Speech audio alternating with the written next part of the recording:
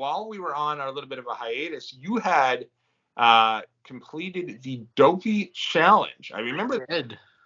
Right apart of the right at the same time as one of the NFL football games, because I remember our good friend Toby messaging us and saying, "Did you guys see that?" And I don't know, referencing a game, and I think you said I didn't get a chance to. I just finished running 48.8 miles. Yep. So take us through a little bit about what this experience was running the Dopey challenge and everything, I guess, that went into it from a training perspective. So I will tell you that from a training perspective, I did not do as well as I had wanted to. It was probably because back in November, I had gotten a really weird foot injury. It was one of those kind of freak things where it was just continuous. We are recording. Like spasms. It was like a foot cramp. Like it was a perpetual foot cramp. And it was horrible. I could barely walk.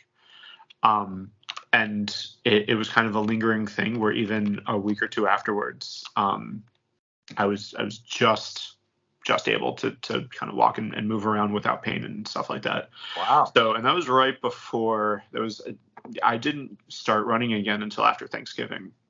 Wow. Which significantly, which really hurt my training. But I, thanks to I want to pull up the official training program here. It's the Jeff Galloway method.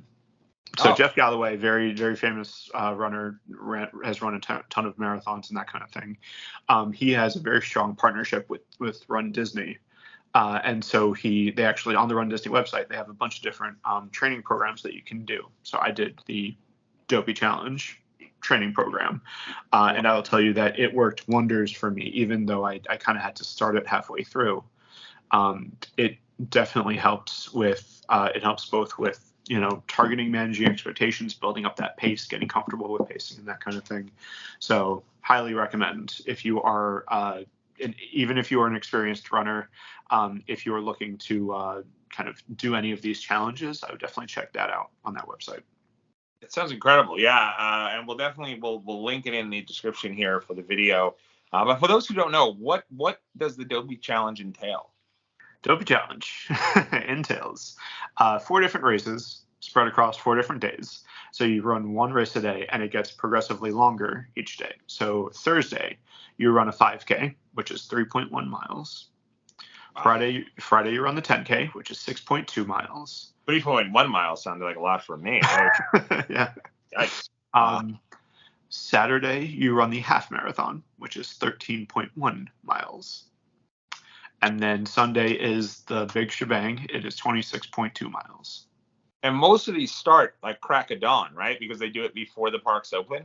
Yes. So I think each day I got to the Disney park, the Epcot parking lot around 4 a.m. every day. Wow, that's crazy. Yeah. Wow. For a 5 a.m. start time. And I will tell you that most of those times, by the time I got to the start line, I did not have to wait that much. That's one of the kind of downsides to a big race like this. It's a lot of hurry up and wait. Because when you first get there, they're not going to have the thousands of people that run these races running at the same exact time. They don't do it like that. So you get broken down into different groups called corrals. Okay. And you are put in your own little like fenced off area. So you got A, B, C, D going on. I think the marathon had down to like I, J, K, halfway down the alphabet. And each one is then broken down into slightly smaller groups where I think it's maybe about 2 or 3 minutes delay in between each getting up to the start line and that kind of thing. Sorry. Okay. Gotcha. Okay. So depending on where you are in the corral and which corral you're in, even though the race starts at 5 o'clock, you might not start your race until 6, 7 o'clock, depending on how long it takes. Yeah. So luckily I was in higher corrals, and the way they configured and everything like that, I basically walked in. I only, did a little bit of stretching, got all of my gear kind of set up, my watch, my headphones, all that stuff set up, and then didn't have to wait much longer than that. We were off. Wow. And so did these all take place in the actual Disney parks? Yeah. So if I remember correctly, the 5K, because it is such a short race, you basically are just going around Epcot. Wow. So you start on the highway, right outside of Epcot. Basically, if you're leaving Epcot, it is the highway that you take to leave Epcot. And that is true whether you're going back to the Magic Kingdom or going onto, the highway, like the actual highway, that kind of thing. But you are starting on an actual road. So that's why they closed down a lot of the roads around. But basically you kind of start there and you kind of we snaked our way back to the backstage area of Epcot by the International Showcase. You come out through the International Showcase, you run around, and then basically it was the same race to the finish line each time. Gotcha. Okay. Wow, that's cool. So, I have a hard time with my phone here. Sorry about that. The 10K, if I'm not mistaken, the 10K was partially through. It was more like deviating through, like, I don't remember if we went to Magic Kingdom for the 10K. I don't think we did.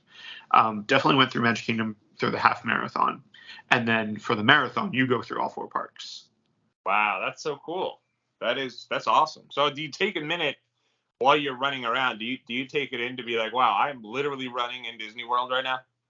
Yeah, for sure. Especially, and as a former cast member, it's still kind of cool to go to some of the backstage areas because a lot of the races are not necessarily like, yes, you do run through the park in a lot of them, but you also get a lot of backstage behind the scenes views and stuff. So that's really cool if you're into that kind of thing. And the problem is that towards the later end of the races, it turns into just finishing. I just want to finish. Like, yeah, that to me is one of the crazier things because I've seen a lot of folks who have just did one of the races. I don't know which race it was, but a lot of what they're doing, it seems like, are a lot of the folks who run. You also get a variety of meet and greets set up along the trail, and some folks who have run have like 20 different meet and greets that they did while they're running. Well, and I will say that definitely helps break it up, if that's going to be your thing. So there's a couple of different ways that you would be able to do that. The first one is getting a good corral time, because like I said, if you are in one of the first people, one of those first groups that goes, you have a lot less time. So the 5K is not timed. So you can kind of do that more or less at your leisure. The 10K, the half marathon, and the full marathon are all, you have a pace time, and I think it averages, I want to say a 16-minute mile is what you have to average before you are picked up and you're kind of swept and escorted to the finish line. Where if you're in one of those first corrals, you could take your time, because you're probably, if you are stopping, you're not necessarily looking to set any records. You're looking for those meet and greet opportunities, which if you are a little bit, if you're in one of those later corrals and you don't have as much wiggle room time, just do the meet and greet and then run your heart out to the next one. Right. That's true. Did you do any meet and greets? I'm thinking you probably didn't do any. I did not.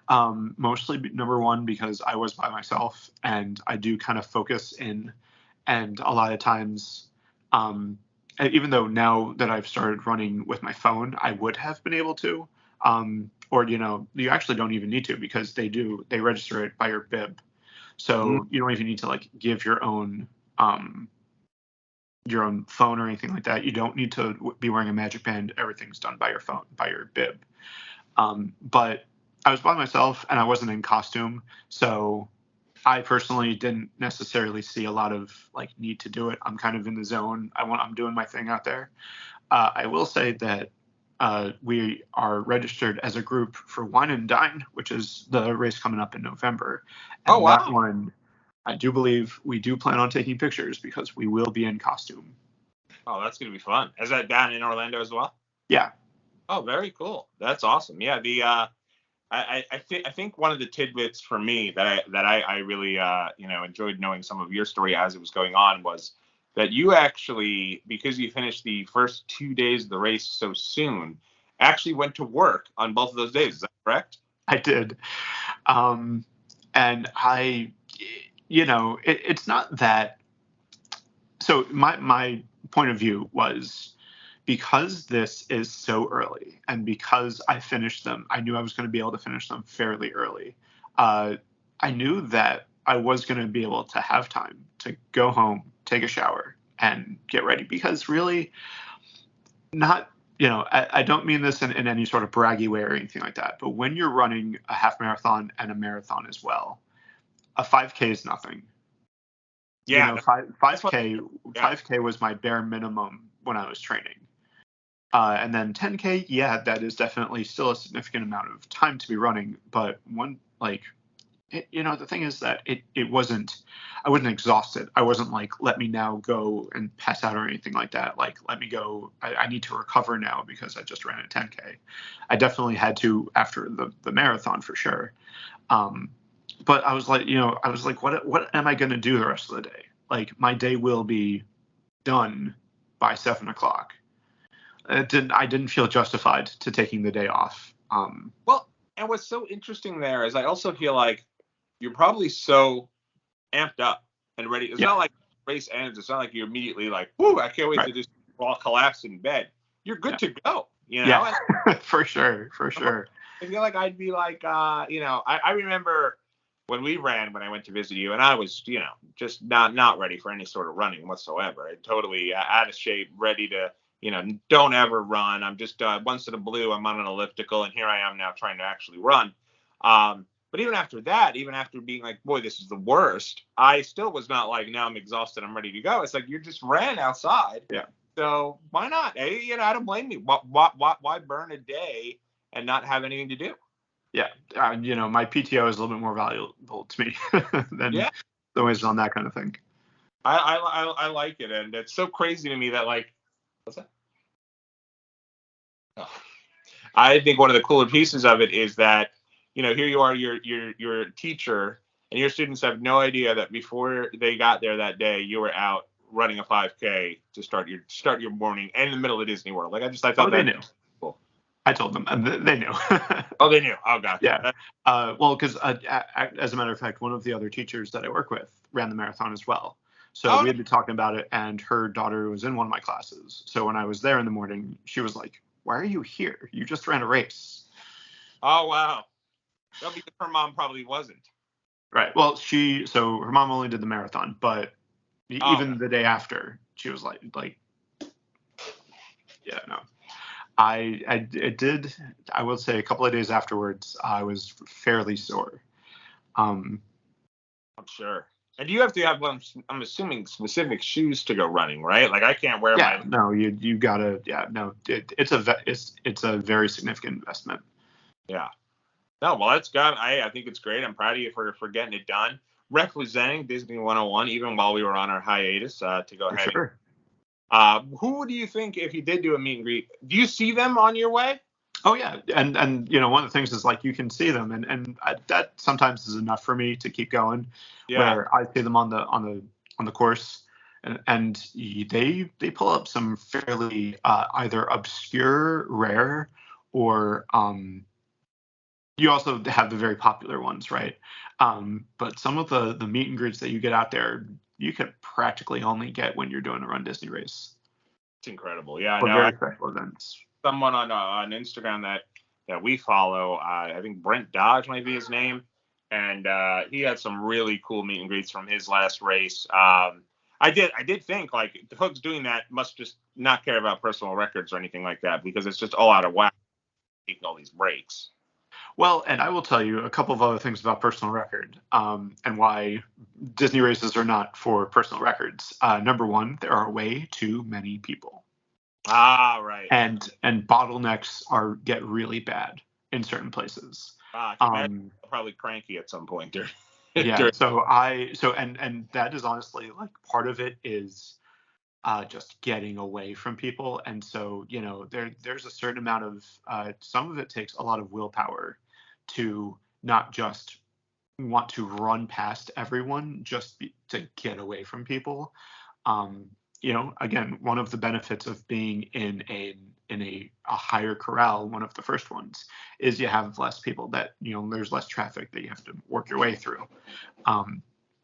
But if you're anywhere other than the front, you're probably weaving a little bit, which also is why Disney races specifically, I know that other races kind of sometimes do this also, but the time that I had on my watch was very different from my official time, because according to my watch, I finished the race about half a mile before Disney said I ran 26.2 miles.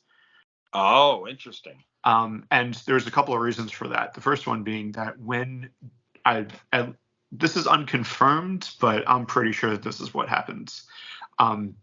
When they measure out the course, they measure it out from the absolute starting point to the absolute ending point, and assuming that you are taking the shortest route possible. So this is if you are on the inside part of a track, any loop, any conceivable way that you could kind of sort of cut, not like cutting corners necessarily, but if you have a track that's this big, if you're running on the inside part the whole time, you're not running as much as the person that's running on the outside each time, because you have longer to go.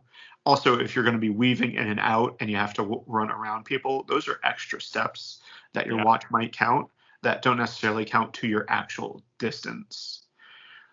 So according to my watch, I ran like 26.6 miles or something like that.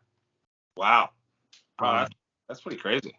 Where and that's another reason why, like, it depends if you're going by what Disney said I did versus what my watch said I did. It's about a 5-minute difference. Do they provide you with like water along the way too? Oh yeah. Yeah. You get water, you get Powerade. On the longer races, you'll get, like, on the marathon, they also gave you bananas, which are very good for when you're running. Also, like, energy, like gummies and that kind of thing. So and they give you a little prize box at the end also that has some snacks and stuff. We got here. We've got my wife's coming in here. Coda just getting up here, so we're probably gonna wind down here in a second. But what an incredible accomplishment! That has to be like that was your first Dopey ever, right? That was my first ever Dopey. I can't say that it's gonna be my last for sure, but I'm definitely at least giving next year to maybe take a break from it. Well, it's great. It's nice you guys already know what your next race is going to be as well. Yeah, there's always another one. Very cool. Well, you'll have to send over so that we can post on our social media photos from that. I know you have photos with you and your medal. Maybe one day you'll have to do the tour of all the different Disney race medals that you have, because I know you have some really cool ones. That will be a fairly lengthy video, but I can totally do it. I am more of a more is more type of guy. I do not believe this is more philosophy. Even though we are doing separating these out here before we release the full long form, because I do realize other folks have different ways of thinking. But yeah, no, that is very cool. And